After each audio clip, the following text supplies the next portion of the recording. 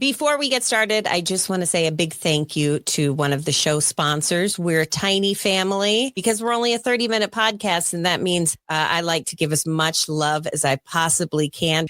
These three businesses are the reason why we get to have this podcast, and I feel so blessed to have them. So let's start off with Polar Bear Plumbing, Heating, and Air, locally owned and operated, veteran-owned and operated, family-owned and operated.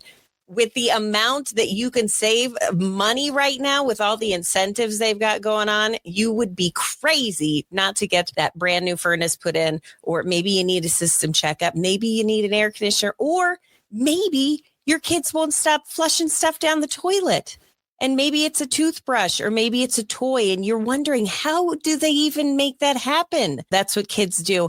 And so they're available to you 24/7, 365, the kids and Polar Bear Plumbing, Heating, and Air. They understand we're all in this together. So no matter what issue you are facing with your home, be sure to give them a call today. Polar Bear Plumbing, Heating, and Air, a proud sponsor of the Sadie and Friends podcast. I'm going to say the thing you're not supposed to say. Let's talk about marriage. They have like a 2-second rebound rate and you're back doing the next pain in the ass thing. Parenting. Oh my gosh. They have sucked the pretty right out of me. They treat me like it, and I do their laundry. Lucky me. Sex. I'm caught between two evils. I generally like to take the one I never tried. Scary stuff like ghosts. I know it's totally out of left field, but just go with me on this. Boo, you whore. Love. I give you what you need. That's all. I'm talking about taking care of each other the best you can. What's wrong with taking care of a woman? She takes care of you.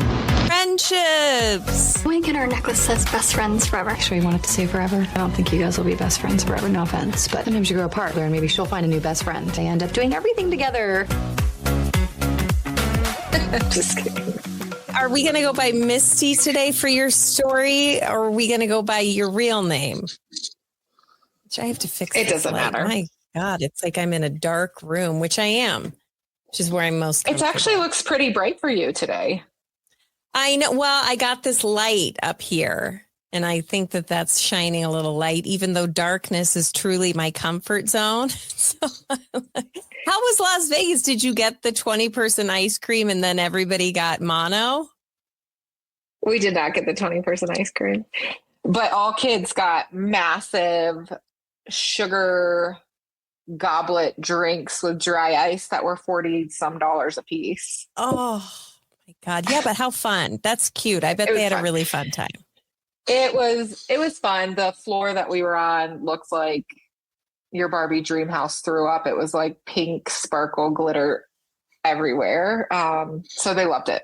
So it was perfect. That's really cool. Yeah. I love hearing that. Now, usually when you hear this voice talking, it's Misty Gemstone. Are we going to stick with that today? Because Misty didn't go through this. You went through this. Yeah, that's very true. Do you want to go just by Misty with that? Let's just stay with Misty. Okay, we're going to stay. It's such a weird name you picked. Okay, so we got to keep it consistent. So we're here with Misty Gemstone, who's on every single week. And we're so lucky to have her on.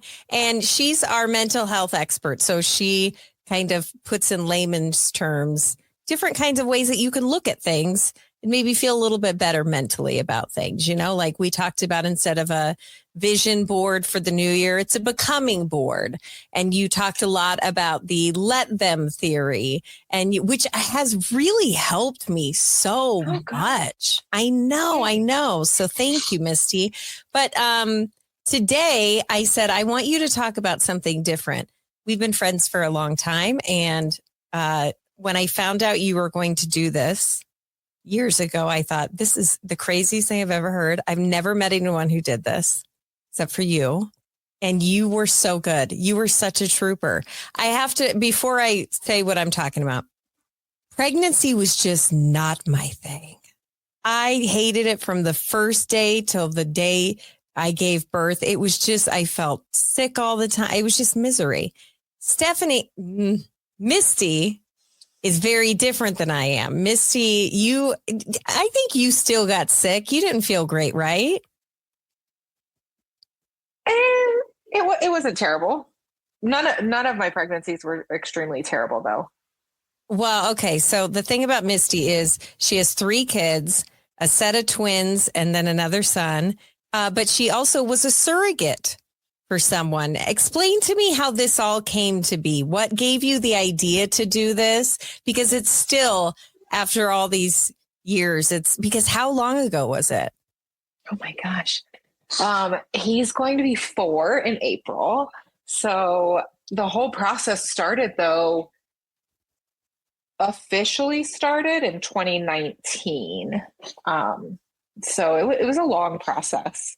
And that was just once we were actually connected with the couple and, you know, had started the whole behind the scenes process with who we were working with and being matched and all of that. But the piece of me that wanted to do this started many, many years prior to that. Now, is that something that your husband knew about? Like that when you guys were together, were you in the beginning kind of like, hey, you know, one day I think this is maybe something that I would want to do? Or was he shocked when you told him, I think I want to do this? I want to be a surrogate. You know, I think after we had the twins and, you know, just watching, I had the twins, I was 29. And so at that time, there was a lot of different people that I knew in my life starting their own journeys to have children or want to start a family. And every journey looked so different. And that just opened my eyes to a lot of things that when you're younger and don't have kids of your own or haven't started trying or, you know, whatever the circumstances are, maybe there's things that you're not as aware of. It's just not talked about. And so as I started seeing different journeys and experiences with infertility or the ways of families becoming families, all being unique, it had me curious about becoming a surrogate. And I started having that desire to want to, you know, help a family out. And that started through some personal journeys that I experienced with friends and, you know, really close people in my life as kind of where it started. And so my husband knew at that point in time that it was an interest of mine, but then it's not something we really talked about much often after that. And then what was his first reaction when you just dipped your toe in and you were like, I kind of think I've always kind of wanted to do this? I mean, the first time he ever heard you say that, was he like supportive of it? Was it just something that he thought would never really come to fruition? Or was he like, that's great. Yeah, totally. I don't honestly remember. It's probably how he says to most things when I'm like, I think I might want to do this, or I think, but I'm going to explore this. And he's like, yeah, okay. You know, like it just, I probably say things so often with ideas or thoughts that unless he hears about it multiple times, he doesn't really take it seriously. And not to be dismissive in any way, I just come out with a lot of, what would you think if I did this? Or what about this? And, you know, so it probably didn't really like sink in as, oh, this is something that she wants to do. And I never mentioned it again, but I thought about it a lot. And then we had our youngest, and I just kept thinking about it.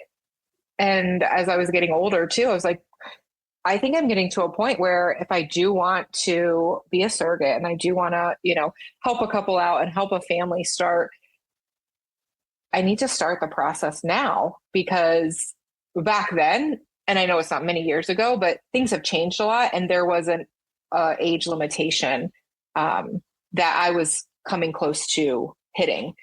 And so I was like, let me start this process and start exploring and researching. And I started doing my research because at that point in time, it was no longer going to be for a close friend or a family member, but I still really had the desire to want to do it. So I started doing my research on agencies to work with. I have a family member that at the time also worked in fertility services out at Cedars-Sinai. And so asked for input on agencies they'd worked with and respectable ones and ones that they would recommend. And I had somebody else that I knew locally here in Colorado that had been a surrogate recently and asked what agency they went through. And so I just did my research and I decided to go with the agency that I went with, and started the process. And, go ahead. Well, so I know that they go through to pick who, I mean, it's like kind of like it's like a two-way street where you kind of vet the people and they kind of vet you. And then once you decide that this is a good fit, did you vet a lot of different people, or was it just the first couple you were like, this feels right? Yeah, a great question. I was going to go back for a minute because I totally skipped over it. Once I started researching agencies is when I revisited the topic with my husband of wanting to do it. And he was like, oh, I didn't think this was something you were thinking about still, right?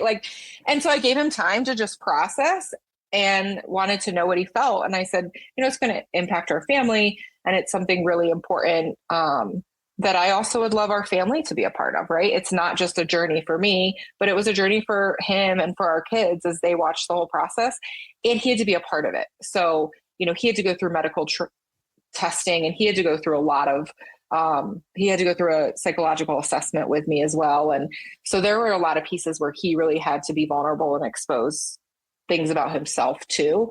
And so I needed to give him time to think about that. And he was ultimately really on board and, looking forward to going on the journey with me. Yeah, because that's a pretty major journey. I mean, I think it's amazing that you did it and your kids were involved in it. And the thing about Misty is and I mentioned this earlier in the episode, she's an amazing pregnant woman. I mean, she was working out. She's doing her brisk walking in the morning. She's the best. If somebody hired me to be a surrogate, because there were so many things that you couldn't do. Like they didn't want you to eat certain things. They didn't want, and what were some of the things on the list of the couple that you found? What were some of the things that you had to abide by? And was it them or was it the agency that said you can't have caffeine? Yeah. So let's go back a little bit break it in here really quick to say a big thank you to show sponsor Christiana Salon Spa. Go and make that appointment today. Cause maybe you're looking in the mirror and you're saying to yourself, what is going on? Why do I look like this? I feel like I look old, or maybe my hair is crunchy or crispy, or maybe you're just stressed and need a massage. Whatever is dragging your body and soul down, it could be probably fixed with a nice massage and maybe some colors, some highlights, perhaps, maybe layers. I don't know. Go to my friends at Christiana Salon Spa. Mention the podcast for 10% off. Christiana Salon Spa, a proud sponsor of the Sadie and Friends podcast. First with couple and matching, because I sidetracked off of that. And the couples are first presented through an agency to the surrogate, and the surrogate reviews them. And then if the surrogate says, yes, let's move forward with this couple, then the surrogate is presented to the couple. Oh, okay.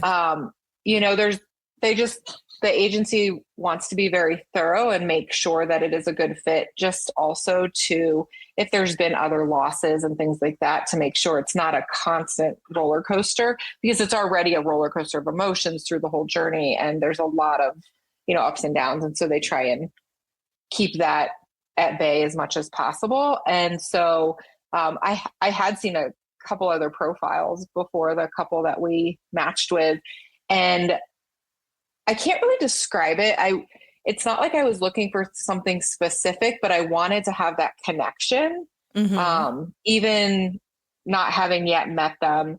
And, there were a couple profiles that were presented to us, and it just very much felt like this is a transaction, that we're just looking for you to do this for us. And we want nothing. And to me, not that I was looking to, create, become best friends, right? Like it wasn't like that, but I wanted a connection. I wanted it to be supported on both sides and for us to work together, because this is very much their pregnancy and I wanted them involved. It's not amazing. My pregnancy. That's so amazing, because I mean, now we can, I guess, jump to the part of what are the things that you had to follow, because you were just like, you would be the perfect person to work with, because you're very centered and you know the drill. You've had children before, but the fact that, I mean, a lot of people who would be in your position as the surrogate, I think a lot of people would just do what they had to do to get through the day, but you were very open. But you know, you said that some couples it was like transactional. I bet that that's also with a lot of women who do this, you know, because you can make money doing it. Yeah. And I did see that a lot. It was very transactional. Like there was no communication with the family or the couple at all. It was and like they put that out there, and that was it. And so that is discussed. So as you meet the couple and, you know, if the match goes through and after reviewing the profile and then meeting them, there's still the opportunity for either side to say, you know what, that just didn't click. And, you know, they want to make sure it is meeting the needs of both sides for whatever both the couple and the family and the surrogate are, you know, looking for. And so after our connection, it just solidified it even more that this was the right fit, because I will tell you, when I read the profile, it set off all the feels in a good way. And, you know, I got really emotional in reading the story, and I was just like, this is it. Like, I know that this is it. And when we met, and it just like really solidified it, how we connected. And my journey happened at a really weird time in our world, right? Like everything started late 2019 into early 2020. And then lo and behold, March 2020, COVID hits. So going through medical procedures with COVID was very different because there were so many restrictions. And so there was a lot that we probably would have been more in person for that we were not able to do in person because of the restrictions. So that kind of made it a little different of a journey. But yeah, you know, there are different things. It is a legal contract that you enter into, and the agency that we worked with, just this is what they do. And so they knew a lot of common, like no, not legal contract. And there were very thorough. Well, like all the jargon, because here's the deal. That we went I think through that it in there. And my I think we've all seen the Dr. Phil's where they impregnate the surrogate, and then the surrogate's like, this is like, my baby now. There was no risk, and then they there like, that I did add an accent. Would have but and then they, like, you know, then there's this battle of like, well, it's my egg, but it's my body. Like, and don't they say, like, isn't in that this case is not our pregnancy, this is not our baby, like this is theirs. We are just helping them bring this baby into the world, and that's it. And so that was never even a thought, but there are concerns, and there are terrible, tragic stories that you hear where that happens. Yeah. And I think that is one reason, like, you can do this without an agency or anything like that, but there are a lot of barriers and protective measures put in place to really screen out any of those risks. So you are getting more healthy-minded individuals that doesn't happen for Dr. Phil or Jerry Springer or anything like that. Well, it makes you really think, I wish there were such tests before people could even get pregnant, just in general. You know, like, are you stable enough to do this? Are you mentally okay enough to do this? Instead, you know, some people can just have 15 kids and some people can't have any. So you carried this baby. Now, I know it was during COVID, and I know, from what I remember, the whole having a baby thing during COVID, it was like you could have like one person in the delivery room. Is that right? That is correct. Absolutely. And the hospital we worked with was amazing, and they were allowing the couple to be in there. We had already discussed, and that was part of our discussion on who that would be. And it was going to be the mom. And that was just really important to my husband and I, that she would be in there for the birth of her child. Yeah. And then the hospital was allowing both of them to be in there.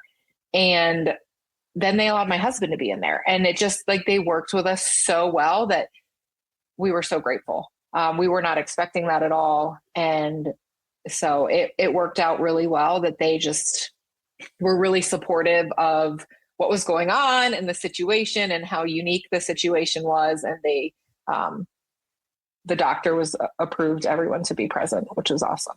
That is awesome. Was there ever a point where you would lay in bed late at night and think to yourself, I mean, even just for a minute, like, I'm sad. I've got this little, you can feel him moving around. It ended up being a little boy. You can feel him moving around. Was there ever just any part of you that was sad? No, that was never my mindset going into it. It was, if there was ever sadness, it was just that I wasn't with the mom or the couple for them to be able just to reach over and put their hand on my belly at any time. My God, you're like the best surrogate human being in the world. Oh my gosh. So when the baby was born, tell me about that. The baby comes out. Do they automatically they clean the baby off and then do they give it to the new mom? And Yep. You're just like, I'm done. I crossed the finish line. And Well, not exactly. But the baby comes out and they immediately go to their parents, and the parents, can do skin to skin, and the parents just take over, and, they are in the recovery room with their child, and that starts that process. And I start my process, still involved. If it's part of the agreement, is potentially you can do pumping for breast milk and things like that. And so there are some that have that in the agreement and some that don't. And so my willingness was there to try.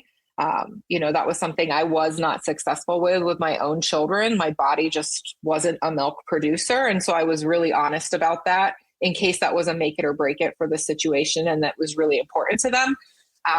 And so I tried, and I was able to get what I could get for about 3 weeks. And then that was kind of the end of it. But I regularly, every 2 to 4 hours, pumped around the clock.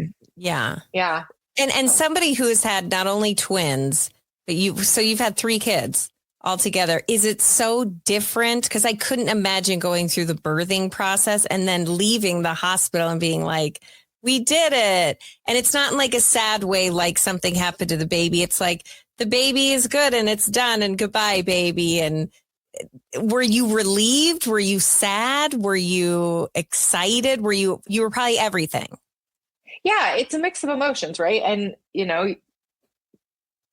it was different for sure. You give birth and then you leave, and you're used to leaving, going home then with the baby to take care of. And we didn't have that. And so I think that the healing process was just very different, as it really was just like focused on letting my body heal. But there was a sadness of like the connection was different now. It was very much excitement for them. And it wasn't sadness of grieving like that I was no longer pregnant, but it was just a sadness because we were so connected leading up to that point on, how I was feeling and the baby moving and what was going on, that it was grieving the loss of that constant connection with the mom, really. And we're still in contact today. We don't talk all the time, but we still check in with one another, and I get updates, and, we visited them a couple times and still would like to. Life with my children and our schedule doesn't allow it to happen as often as we would like, but there is still a connection there. And I'm so very grateful for that. Now, was that in the agreement different as well? Because I know a lot of times when somebody, totally different situation, somebody gives their child up for adoption, their baby to a couple, there's that you can decide whether you want to be open and keep that relationship, or once it's done, it's done. Was that something that was in the agreement that you had to sign and fill out? Like, no, it was just something that was understood. Because what happens, Misty, if you end up being like a stage 5 clinger and you move to their town and then you know what I mean? Like, yeah. So I guess it was discussed like what expectations were, which is funny. We talked about expectations last time we met, but we discussed what expectations were for the relationship, from like what I was expecting and looking for, and also what they were expecting. And we both aligned so well. We expected to be in communication about what was going on and, different updates from doctor's visits and appointments and anything that was happening. And then if it was a good connection and good relationship, the expectation was that one would exist after. What that looked like, neither of us could define at the time, but very much something that they were open to, as were both of us and our family. And I'm so grateful for it.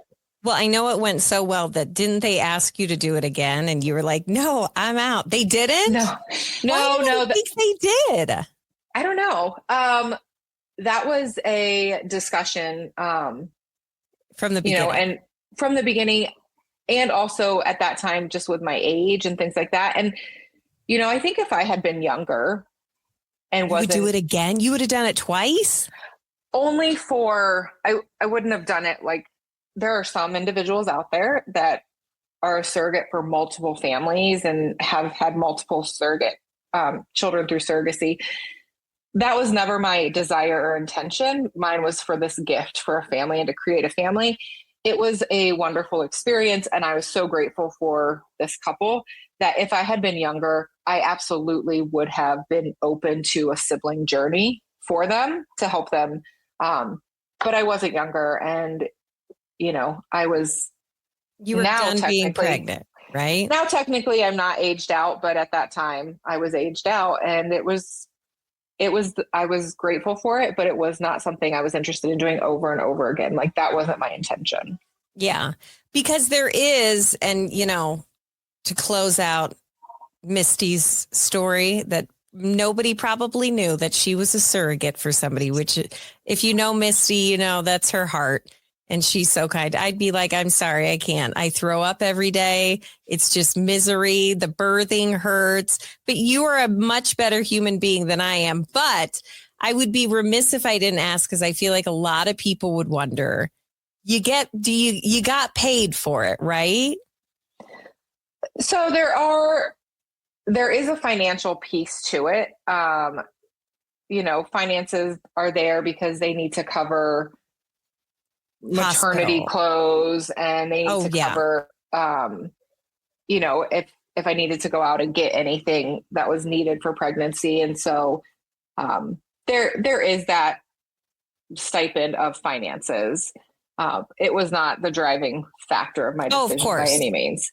But I think for a lot of people, that is a driving factor, because there are parents that are out there that, well, not parents, but there are couples out there who want to be parents so badly that they would pay an insane amount of money. And I think that there are a lot of people, and I don't think that's a bad thing at all. You're, again, helping people start on this journey, and you are giving them such a great gift. But so how would that work? Would you just say, would it be a certain amount per month, or would you be like, hey, I need some maternity clothes, and then they give you money? How did that work? Yeah, I don't remember the exact schedule. Everything is set up through the agency that I was with. That's good. And so that everything was agency wide. There was no financial discussion ever with the couple and myself, because that's not what our relationship was based on.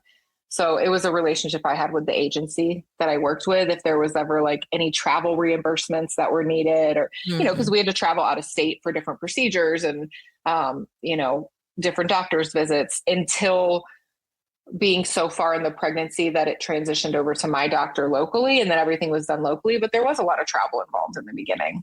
And so you're able to work directly with the agency. This agency also, there was like an income requirement that the surrogate had to be at. So you couldn't just be doing this like for a financial reason. They check your finances? Stop it. Yeah. There was like a financial requirement for a household income that you had to be at a minimum of. But wait, why would that matter at all? Why would that explain to me?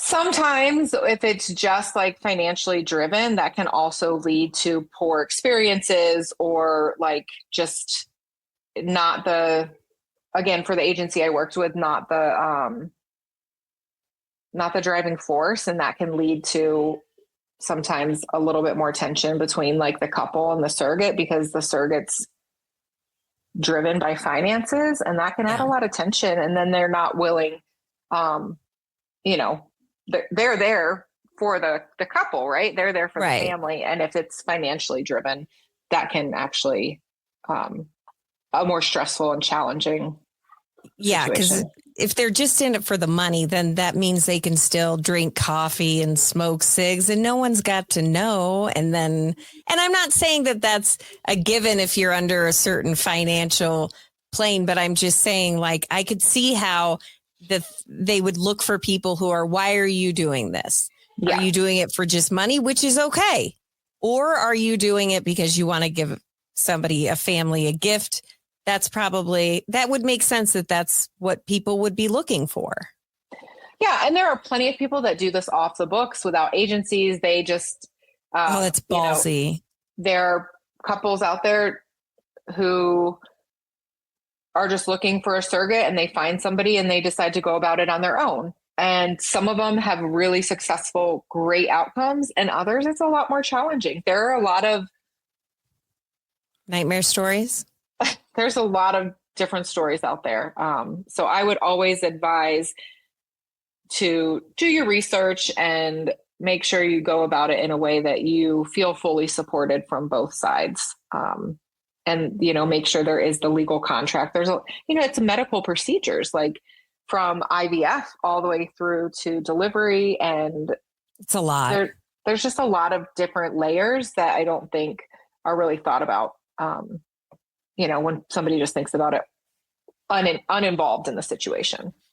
I know that you keep in touch with them. Like you said, you visit them occasionally. They live out of state and you've been out to visit them and you have a great relationship with them. As the child becomes older, I mean, I have to wonder in the future, what is the kid going to call you? And are you guys going to have like a relationship together where you can reach out? I mean, because he's going to go through where I don't know. Boys are different than girls. He may not be looking for anyone to talk to because he's a boy, but what kind of relationship are you hoping to have with this kid in the future? Or are you just kind of like rolling with it? Like, oh, I hope they're doing well. I think whatever comes of it as he gets older, I know it's important to the parents that it is part of his story. And so that's really, I support however they want to go about that and talking to him about his story and his journey to becoming, our Earthside. And so I will follow their lead. I think I would probably view him, it's different. It's not just like friends and their kid. There is a connection there a little bit more. Yeah. So more like you look at like a niece or nephew or something like that. Just because there is that connection, but we've always said, we'll follow your lead, whatever that is. He can just know me by name or, he can have a certain way to address me. That is completely their choice. Oh my gosh. Well, once again, Misty, you have proven you are such a better person than I am, which is why I love talking to you once a week. But when we were kind of talking about what do we want to talk about this week, I said, you know what? We need to tell your journey about being a surrogate because I just find that fast. You are literally the only person I've ever met in my entire life who has been a surrogate. So I find it so incredibly interesting. And I think you answered a lot of questions for people out there listening. I hope so. And, it was really wonderful watching my kids go through the journey too. And them asking questions and us being able to have those conversations on, families are made in all types of ways. And, we're helping be a part of this family story and helping them start, their journey as a family together. And my youngest at the time, I was 5, I think, and going through IVF, and my husband had to give me some of the shots, because on the backside, and we had him be a part of it, and he'd be able to watch or see, like, this is the process. Wow. And so, just answering questions for kids and allowing them to learn too, that, there's all these different ways that families come about. You're amazing, Misty Gemstone. That's all I'm going to say for the rest of this episode is you were amazing. And then I'm going to say thank you again for coming on this week, and we will talk to you again next week. But I love that story. You know, that is such a gift to give. It's a life altering gift that you're giving. And what a powerful feeling that must have been for you. Yeah, I'm so grateful. You know, I'm so grateful to have been able to be, you know, a carrier. Part of, be a carrier. Yeah. Well, thank you for telling your story tonight, Misty. Always a pleasure, Sadie. Okay, goodbye, friend. Bye. You have to say goodbye, friend. Goodbye, friend. How unexpected. Thank you. All right, everybody. Thank you so much for listening to today's episode of Sadie and Friends. Be sure to set it to automatic download and follow on all social media. I also post a lot of clips on our YouTube channel, so go and check that out. Just search for Sadie and Friends. It's just that easy. And one more time, I just have to give a big thank you to show sponsor number 3. I love them so much. It's Garage Door Service and Sales, and they may be the third one that I'm talking about today, but they're always going to be one of number ones in my heart. The other 2 are number ones as well. Does that make sense? Let's talk about garage doors, or let's talk about estate gates. Whether you need something fixed, you need something put up, you need something brand new, or whatever your needs are. If they're garage door related, Garage Door Service and Sales, reach out to my friend Patrice and Tony. Give them a call today. Garage Door Service and Sales, a proud sponsor of the Sadie and Friends podcast.